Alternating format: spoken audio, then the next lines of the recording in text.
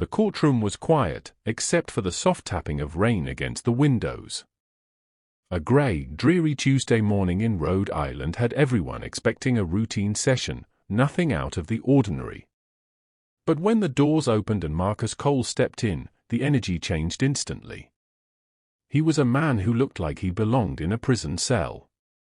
Broad shoulders, tattoos crawling up his neck, hands scarred from years of fights.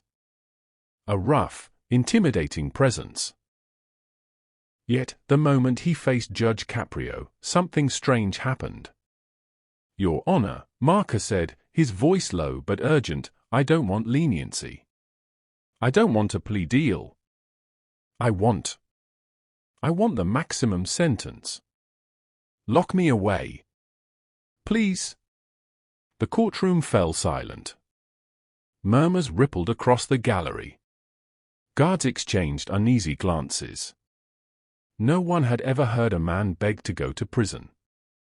Judge Caprio leaned back in his chair, narrowing his eyes. He had been on the bench for over 40 years. He had seen criminals cry, scream, and bargain for freedom. He had even seen hardened gangsters grovel. But never had he seen someone asked to be punished voluntarily.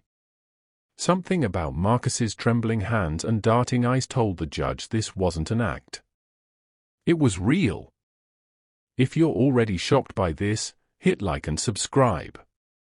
Helping growing this channel to its first 100 subscribers. You won't believe what happens next. Marcus's plea wasn't just unusual. It was impossible. And Judge Caprio knew that something much deeper was at play. Marcus's hand shook visibly, not from guilt, but from fear. And Judge Caprio noticed. He was already thinking, this man isn't what he seems. Marcus Cole didn't fit the profile of a typical criminal. Outside the courtroom, he was a city planning engineer, a quiet man who spent his days fixing infrastructure in Providence, Rhode Island. On weekends, he volunteered at community centers, helping at-risk youth. And at home? He was a father, loving, protective, and completely devoted to his children. The contrast between Marcus's intimidating appearance and his gentle nature was striking. Tattoos and scars told a story of a hard life, but not of crime.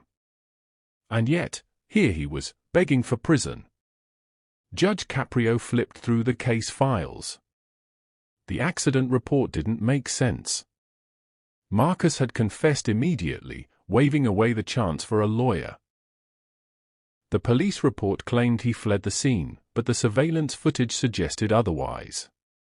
The micro-mysteries piled up. Why had Marcus waived all his rights? Why was he so desperate to go to jail? And most importantly, what was he hiding? As Judge Caprio questioned Marcus, the man kept glancing nervously over his shoulder.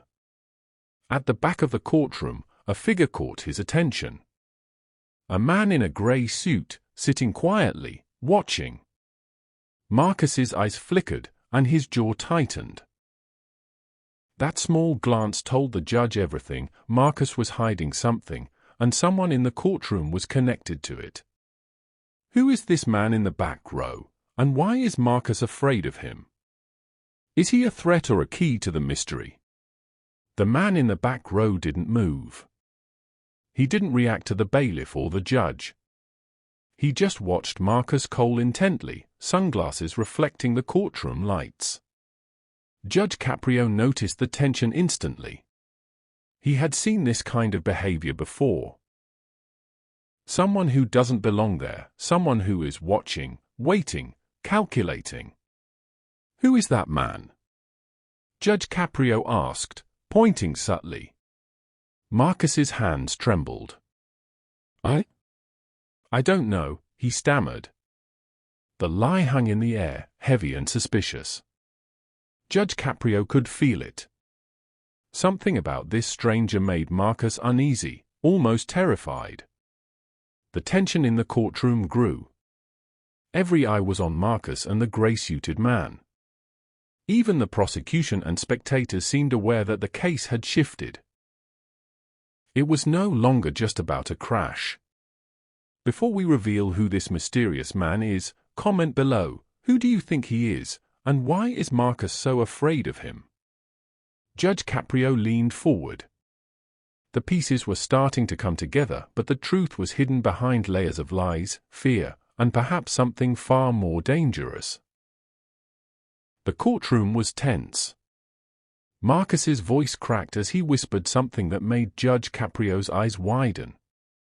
"My daughter, she's gone," Marcus said, his hands gripping the edge of the defense table. "Sarah. 16 years old.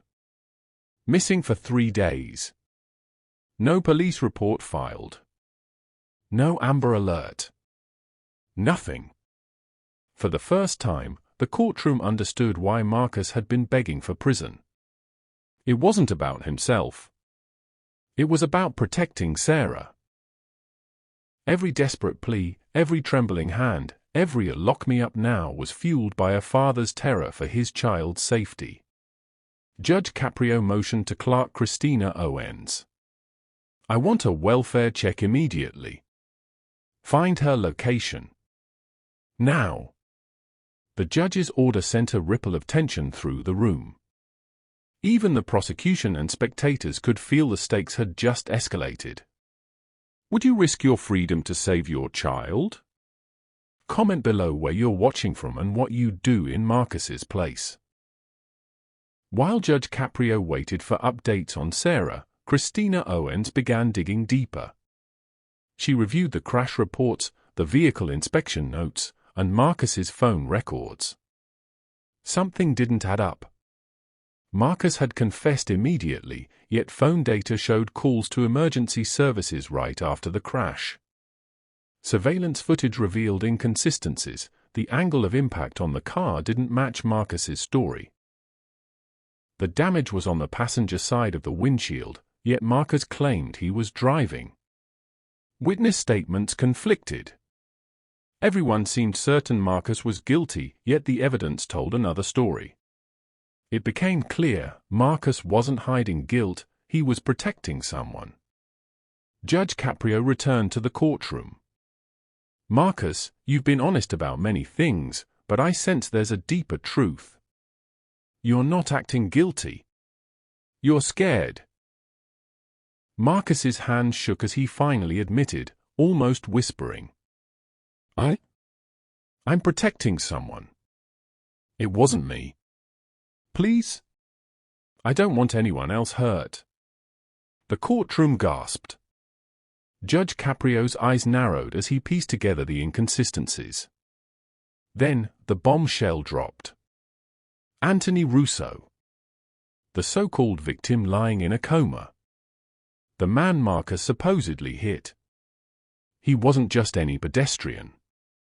He was Marcus Cole's own son. The details unfolded. Marcus hadn't been driving that night. Anthony had. Marcus had taken the blame to protect his son from life-altering consequences. Anthony didn't even have a license. Every act of desperation, every trembling plea, every "lock me up now" made sense.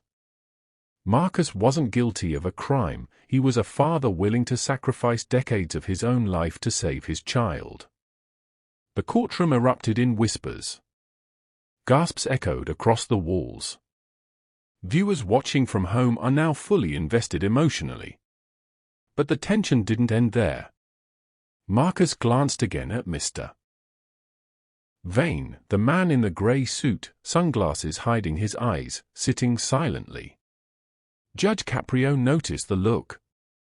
The fear in Marcus's eyes wasn't just about prison, it was about Mr. Vane's presence. Who is Mr. Vane, and why is he watching Marcus so closely? What danger does he pose to the family? The courtroom's tension had been building all morning. Marcus Cole sat, hands cuffed, sweat beading on his forehead, eyes darting toward Mr. Vane, who remained unnervingly calm in the back row. Judge Caprio had begun piecing together a troubling puzzle. Through the investigation, it was revealed that Mr. Vane was no ordinary spectator. He was tied to a city corruption scandal, a toxic waste cover-up that had endangered thousands. Marcus, in his work as a city planning engineer, had uncovered documents proving illegal dumping and environmental violations. And now? Marcus's family was in the crosshairs. He whispered to Judge Caprio, voice trembling. They said if I don't confess, they'll come for my daughter, Sarah. She's being watched. They'll hurt her. The courtroom held its breath. Even the district attorney looked unsettled. Time was running out. Every second Marcus delayed could put his daughter in danger. He had begged for imprisonment, not for guilt, but as a shield to protect Sarah. Judge Caprio's gaze swept over the courtroom. He noticed the subtle signals from Christina, his clerk, who was quietly signaling for backup from law enforcement outside. Who exactly is Mr. Vane? And how far will he go to enforce his threats? Comment below if you think Marcus will be able to protect his family. Would you risk everything like he did? The tension in the room was palpable. Every eye was on Marcus, every heartbeat seemed louder, and the audience could feel that something was about to explode. Then the bombshell dropped. Judge Caprio received a whispered message from his clerk. Sarah wasn't just being watched, she was being held by someone inside law enforcement. The realization hit Marcus like a punch to the gut. His carefully constructed plan to protect his children was now threatened from the very people he relied on for safety. This isn't just about prison anymore, Marcus gasped, his voice cracking. If I don't plead guilty, they'll hurt her. The courtroom became a pressure cooker. Every second Marcus hesitated, his daughter's safety hung in the balance. Judge Caprio signaled for additional backup. Federal agents were being deployed, SWAT units were on standby, and every exit was being secured. If you were Judge Caprio right now, what would you do? Comment below, we want to know your choice. The audience watching at home felt the urgency. Marcus's life was already at risk, but now, the stakes had skyrocketed to full-blown life or death, with unseen enemies operating from inside the system itself. The tension erupted into chaos. Mr. Vane suddenly stood, revealing a hidden pistol. The courtroom erupted in screams.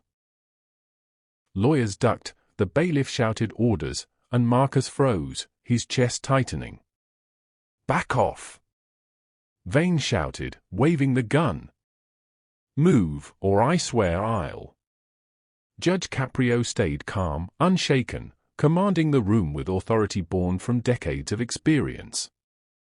He signaled to SWAT, who had now surrounded the doors. Federal agents moved in silently from the back. Every eye was on Marcus. His son, Anthony, was nearby, injured but conscious. Sarah's fate remained unknown until that very second. Marcus's mind raced. Every move he made could determine who lived and who died. Vane hesitated. SWAT units had guns drawn, rifles pointed, and voices commanding, "Drop the weapon." Seconds stretched into an eternity. Finally, Vane made a fatal misstep. SWAT moved in, disarming and handcuffing him with precision. The courtroom exhaled. Marcus's children were safe. Anthony was unharmed. Sarah was rescued moments later, carried into the courtroom by law enforcement. The emotional weight of the moment was staggering. Marcus sank to his knees, tears running down his face. He hadn't been a criminal that day, he had been a father willing to risk decades of his own freedom to protect his family. Will justice be fully served? And what becomes of Marcus, Anthony, and Sarah? The courtroom had finally fallen silent. The chaos of Mr. Vane's threat, the SWAT intervention, and the tense standoff was over. Marcus Cole, exhausted, trembling, and soaked from the storm of emotion, stood before Judge Caprio one last time. "Marcus," Judge Caprio said, his voice steady but warm, "the charges against you are dismissed. You're free to go." The words sank in slowly. After days of terror, desperation, and unimaginable stakes, Marcus could finally breathe. His children were safe. Anthony Russo, his son, was unharmed. Sarah was clinging to him, tears streaming down her cheeks, whispering, "I knew you'd save me." Outside the courtroom, the story exploded across the headlines.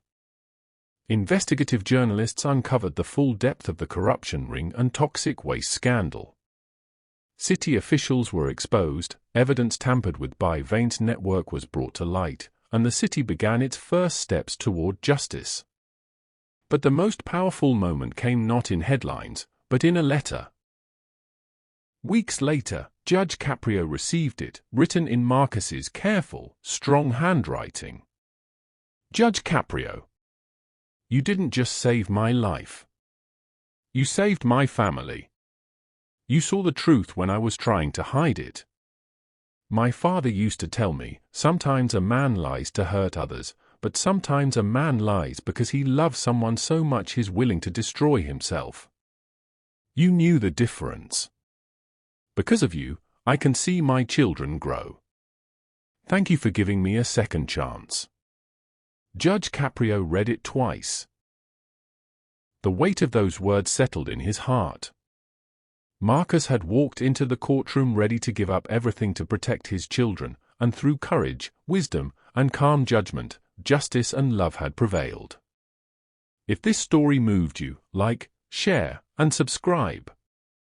Comment where you're watching from and tell us what you would do in Marcus's place. Could you risk everything for the ones you love? Yet, the story left one final whisper of suspense. The toxic waste scandal, though uncovered, hinted at deeper corruption. Agencies were investigating further. New names and players were about to emerge. Marcus had won this battle, but the war for justice was still unfolding. The courtroom doors closed, the rain slowed, and Marcus walked free, but the story wasn't over. For Judge Caprio and viewers, it was a reminder. Sometimes the greatest crimes are hidden behind layers of fear and deception, and sometimes the strongest heroes are ordinary people willing to risk everything for those they love. Stay tuned, more shocking courtroom stories are coming. You won't believe what happens next.